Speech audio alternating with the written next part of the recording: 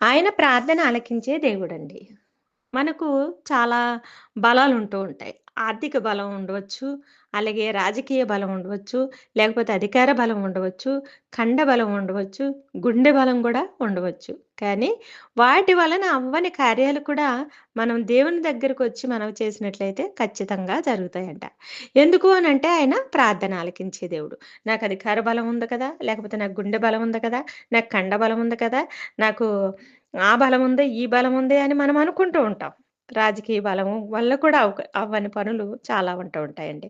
కండ బలం వల్ల కూడా అవ్వని పనులు ఉంటూ ఉంటాయి. గుండె బలం కూడా అవ్వని పనులు చాలా ఉంటూ ఉంటాయండి. వీటి వల్ల వేటి వల్ల కూడా అవ్వని పనులు దేవుని దగ్గరకొచ్చి మనం మనవి చేసినట్లయితే గనక దేవుడు తప్పకుండా చేసే దేవుడై ఉన్నాడండి. కార్యాలను చేసే దేవుడు అయ్యున్నాడు. కాబట్టి ఆయన దగ్గరకొచ్చి మనకున్నటువంటి సమస్యలను ఆయనకి తెలియజేద్దామా